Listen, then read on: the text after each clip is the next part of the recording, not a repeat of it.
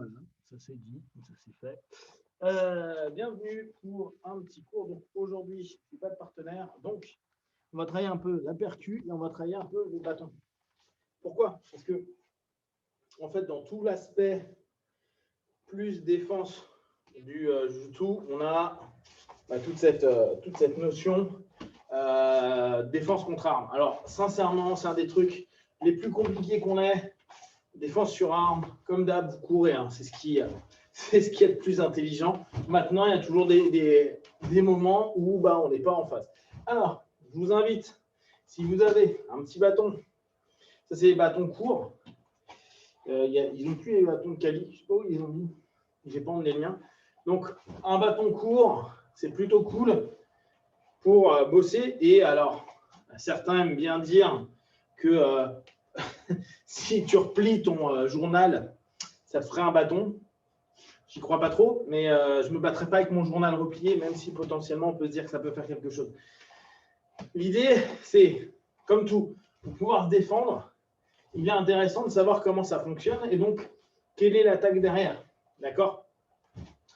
En gros, on s'est déjà aperçu qu'il était souvent plus simple pour nous d'arriver à défendre une action qu'on connaît. Mais pour la connaître, il faut déjà savoir l'avoir vue et puis savoir la faire. D'accord? Parce qu'on se rend compte quand on l'a fait que derrière, on a un ensemble de process, d'éléments à aligner pour, à un moment donné, obtenir la résultante qu'on veut. D'accord? Donc, au niveau du bâton, c'est la même chose. Au niveau des armes, c'est la même chose. Un des systèmes qui a bien bossé ça, c'est le Kali Eskrima. Kali, Arnis, Eskrima, ça dépend des écoles. Le Silat. Nous, effectivement, sur les styles brésiliens ou les styles modernes, on ne le voit pas forcément. Ce n'est pas des éléments qui sont mis en avant particulièrement. Pourtant, c'est assez intéressant de voir les liens qu'on peut faire entre le boulot armé. Alors après, on a tout le boulot qu'on pourrait étudier potentiellement avec des armes longues ou avec des armes comme le couteau, le beau, le jo, le sabre, etc. Moi, ce que j'aime bien dans les systèmes philippins, c'est qu'ils partent souvent du bâton court pour arriver au couteau, pour arriver à ce qu'ils nomment le panantukan, c'est-à-dire une boxe qui est basée globalement sur ce qu'on connaît classiquement, mais avec certains réflexes liés au bâton et au couteau. Après, c'est discutable clairement, mais l'idée est intéressante, c'est on part du postulat armé pour arriver petit à petit à plus court et potentiellement mon couteau ou mes frappes. Donc, l'un des premiers coups qu'on donne au bâton et qui fait à peu près tout le monde, c'est l'angle 1. Alors, vous verrez, selon les écoles de Kali, d'Eskrima, ils n'ont pas tous les mêmes angles. Pas les mêmes angles et pas les mêmes numéros. Mais globalement, ça à peu près tout le monde est OK pour dire que c'est un angle 1. D'accord? Angle 1, le but, c'est d'aller, si on avait une machette, couper la jugulaire. D'accord? Un des styles sympas en Kali Eskrima, c'est le style des Dog Brothers, qui eux se sont dit, tiens, on va faire du Kali Eskrima avec des bâtons, avec des gants pour protéger les doigts, un casque éventuellement, et on se tape dessus pleine balle, au KO, à la sub. Voilà. Donc c'est du MMA avec le bâton en plus. Sauf que ce n'est pas un bâton sympa comme ça, là où, bon, ça peut faire mal, mais il y a pire. C'est un bâton de rotin. D'accord? Et eux, ils ont limité les angles. Ils se sont rendus compte qu'effectivement, l'angle 1, c'était un classique. Ce qu'ils appellent coup droit, c'est un classique. L'inverse, c'est un classique. Celui-ci, un peu moins déjà. D'accord? Et après, tout ce qui va être, ce qu'on voit beaucoup en eskrima, avec beaucoup de rodando, etc., ils ne le font pas beaucoup. C'est souvent, je protège ma main. Alors, vous avez vu, j'aurais pu prendre ma main qui tient le bâton devant. comme on le fait, et souvent en Jeet Kune Do, qui est souvent assimilé au Kali, qui est souvent associé au Kali. Pourquoi je ne la mets pas devant? Pour une raison toute conne. Vous pouvez, hein, factuellement. Mais on part du postulat que si ma main qui tient l'arme est devant, elle peut facilement se faire taper. D'accord?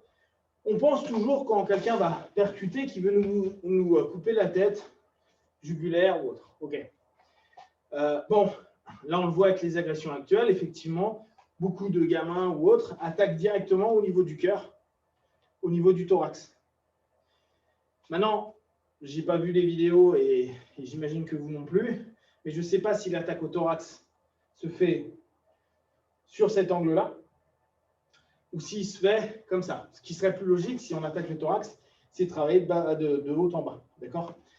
Bon, ça, c'est ce qu'on a souvent dans la baston. Malheureusement, là, on ne parle même plus de baston à ce moment-là, d'agression de rue et de meurtre, hein, de tentative de meurtre. Ce qui se passe aussi beaucoup, c'est de se dire, à partir du moment où, il y a des choses qui apparaissent, hop, à partir du moment où j'ai un bâton, si je l'ai sur l'avant, et que l'autre a un bâton, les Philippins, ils parlent beaucoup de ce postulat-là, j'aime bien, ils disent, si quelqu'un a une arme, il faut qu'il y ait une arme. D'accord? Le principe de genre, je suis à main nue et je vais empêcher un mec armé de me buter, ouais, mais c'est chaud. D'accord? C'est possible, mais c'est chaud. Déjà, il faut que tu saches un petit peu manipuler les armes. Et donc, l'idée étant que si c'est ma main qui est devant, c'est celle qui va être, avec son bâton, pareil, le plus rapide à toucher. Je peux très bien me dire, je vais taper sur le visage et sur la main.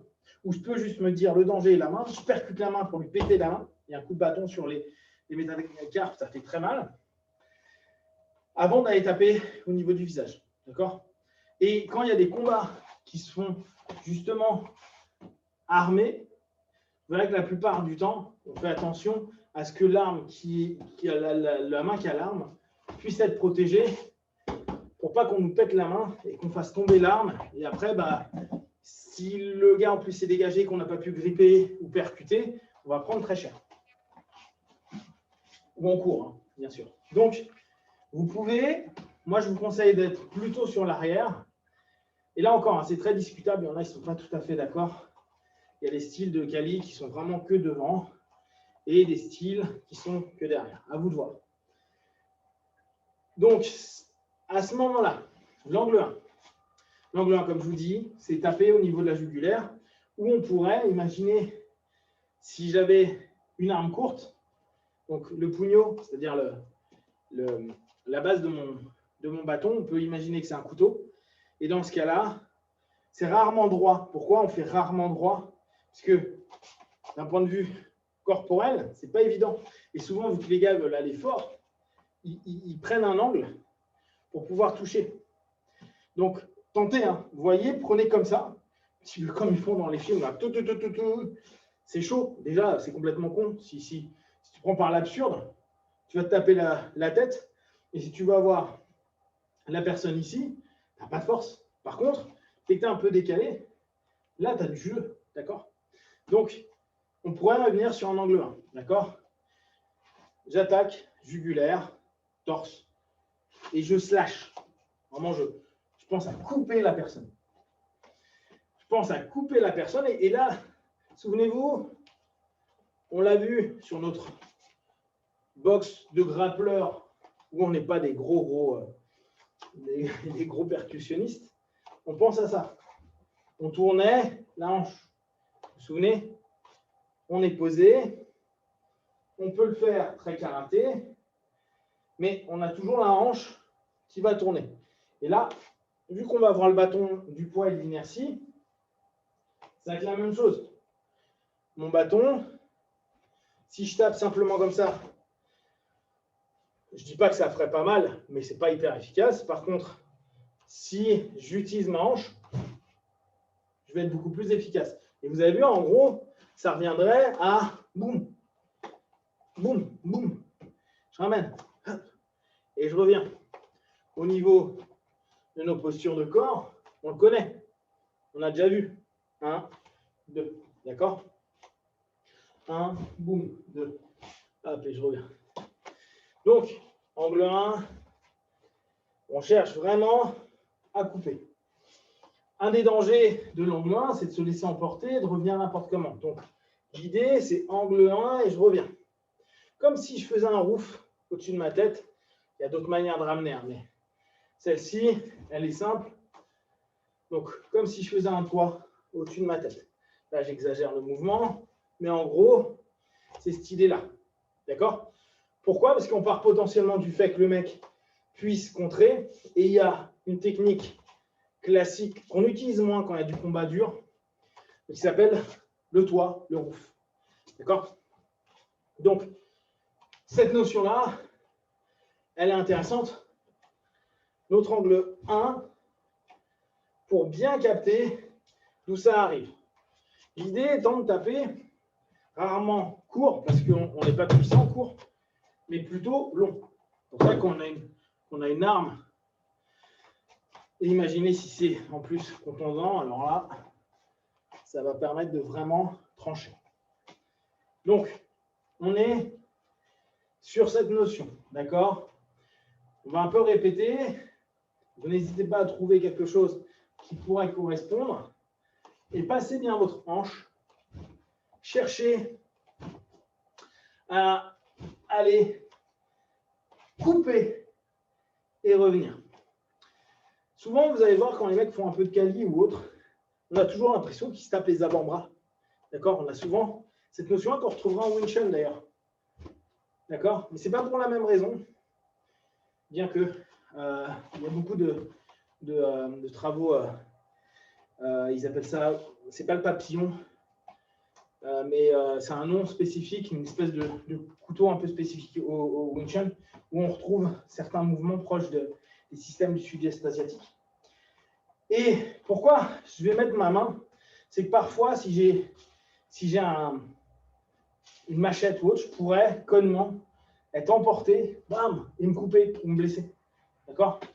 Alors que quand j'y vais et que j'ai ma retenue, je sais que ça ne va pas partir n'importe comment, je ne vais pas me reprendre le bâton en retour, en tout cas pas fort. Et si j'ai une machette, je ne vais pas me prendre un sale coup. Donc, en fait, c'est un renfort pour éviter que ça parte en vrille.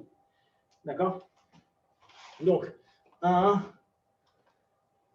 2, 3, 4, et on laisse bien là en 5, 6, 7, 8, 9, 10. OK?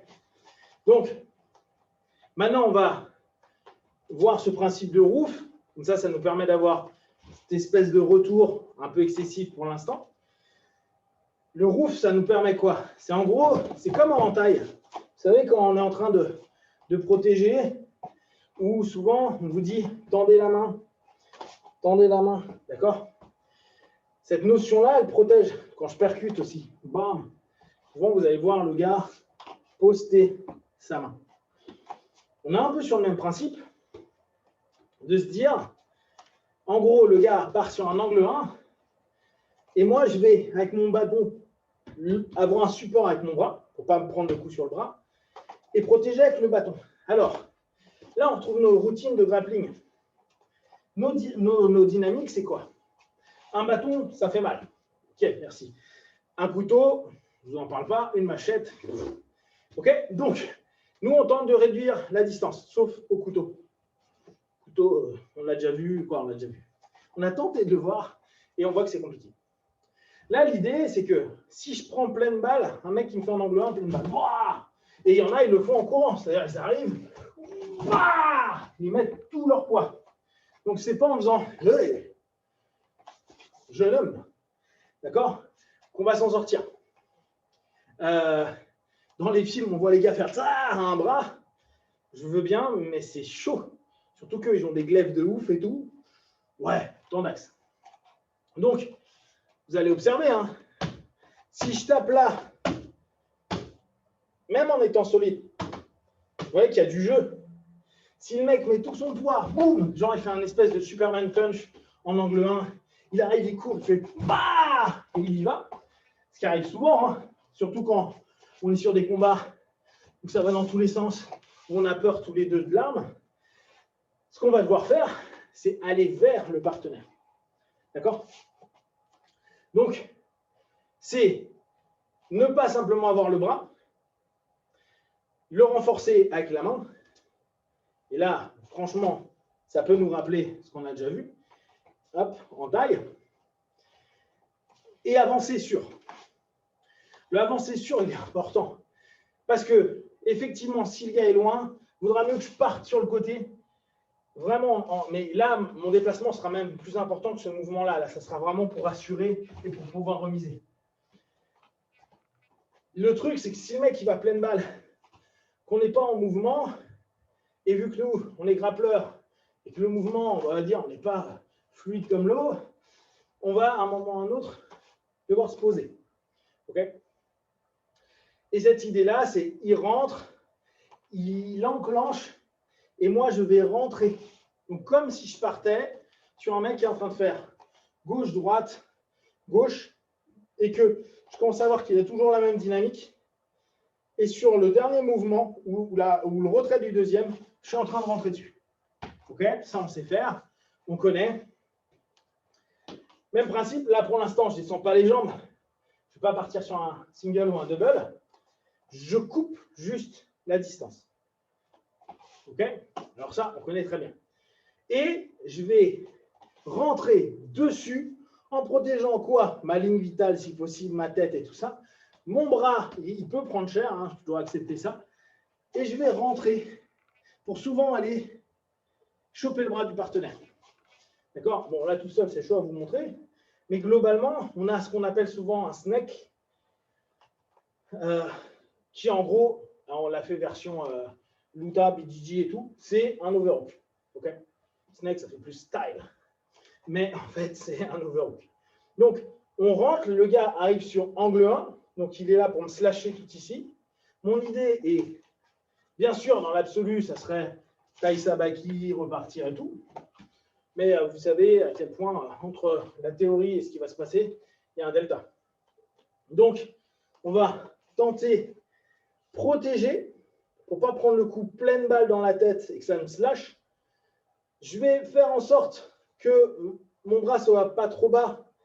Sinon, ça va glisser, ça risque de m'éclater le bras. Et je tente d'aller sur une diagonale à 45 pour faire glisser. Et c'est intéressant parce qu'on retrouve ces fameux 45 degrés dans beaucoup de styles tradis. Type en karaté avec Jodanuke. En Shanji Kempo, ils ont un espèce de système où ils vont percuter pareil à 45. D'accord? Boum. Boum. Okay. On l'a dans plein de systèmes. Hein. On ne l'a pas dans la boxe parce que souvent on ne fait pas des parades longues. On va plutôt garder, partir sur du retrait. Mais là, on a vraiment cette idée-là. D'accord? On va l'avoir sur notre taille. Mais souvent, quand on percute ou quand le mec revient sur nous et que ça devient une galère, on remonte, on pousse un peu pour éventuellement revenir avec notre coude. Et là, observez, ce qui est intéressant, sans les mains, c'est pour ça que je dis que c'est assez amusant le Kali. Sur cette posture-là, qu'on pourrait avoir sans problème sur de la boxe, boum, ça papote, ça tape, bam, bam. Le mec s'approche, je pousse le gars, je monte, ce qui revient à mon roof. Et dès que c'est fini, hop, angle 1, c'est la diagonale du coude qui descend. OK? Ça, c'est typique Mouais, bien sûr, mais typique Panantukan. OK? Donc, cette idée-là, j'arrive, je protège et je rentre. Alors, l'idée, c'est je protège. Ce bras-là, il ne va pas rien faire. C'est si je suis protégé, je vais tenter à overhooker le gars. Alors, nous, étant grappleurs, là, vous vous rendez compte que si je suis collé avec le gars, si je suis là, je ne peux pas taper. Alors, bon, il y a des mecs qui vont jouer avec des rangs de dos, etc., pour percuter. Waf.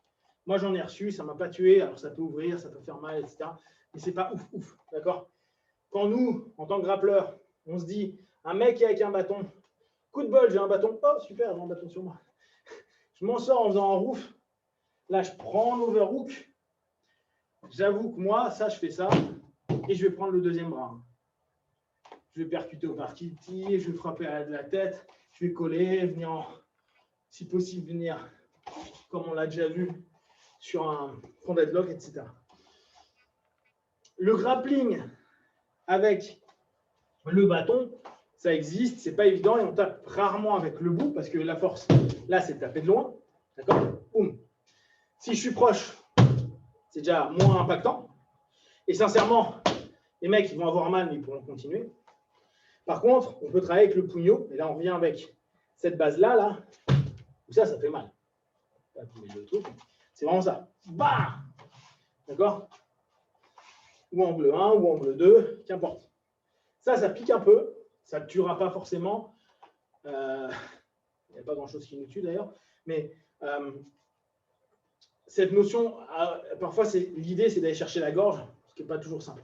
Mais si je suis collé là, que le mec a le bâton, donc on a le gars, il a un overhook sur mon bras et qui se colle ici, je vais tenter de faire ça. Bon, je ne dis pas, hein, je vais le taper. Mais je ne suis pas sûr qu'il y ait énormément d'impact puissant. Ça va peut-être le faire saigner, ça va un peu l'arracher, ça va un peu crisper les choses. Mais c'est compliqué de dire, ouais, c'est bon, il va tomber. Alors, au Cali, ils aiment bien, genre, je tiens le truc et je me mets au niveau de la jugulaire et j'appuie. Vous ne taperez pas, surtout si vous êtes grappleur. D'accord? En général, vous allez bouger et vouloir contrôler l'autre bras. Et c'est là où le travail de projection, le travail de percussion éventuellement réparti, coup de tête, etc., commence à prendre du sens. OK? Donc, ce principe de roof, il est sympa. Ce bras-là, je récupère. Et nous, en tant que grappleur, hein, je colle ma tête, je percute un peu, je donne des gros coups de tête. Si on est dans un absolu absurde, hein, bien sûr, mais on a toujours pensé, on se dit on n'en peut plus, on est en train de se faire matraquer et tout. Je peux mordre aussi, je suis très proche. Bon, après, ça, c'est vachement virtuel. Hein. En général, quand tu es pris là, nous, on est des grappleurs, donc on prend le bras, hop, et on tente de ne pas se prendre de coups, on tente de ramener le mec au sol ou de le maintenir debout pour qu'il lâche son arme, prendre un fond deadlock, donner des coups aux parties, maintenir pour commencer à ne pas avoir de distance, faire gaffe à ses mains. Ce qui est cool, c'est que quand quelqu'un a un bâton, il n'y a pas de couteau. C'est déjà une bonne chose. Ça ne serait pas de bol que le mec lâche, prenne un couteau et te plante. Ça serait ballot. Et ça arrive. Ouais, ça peut arriver avec les mecs qui sont à fond dans ce système-là. Ils ont toujours des couteaux sur eux. Donc, cette notion, je reviens, boum, d'accord? Là, j'exagère. Bien sûr que quand je vais percuter là, je ne vais pas m'amuser à repartir en haut. Sauf que là, c'est assez sympa. Je repars, boum, et je reviens. D'accord? Je percute, je peux décaler et je repars.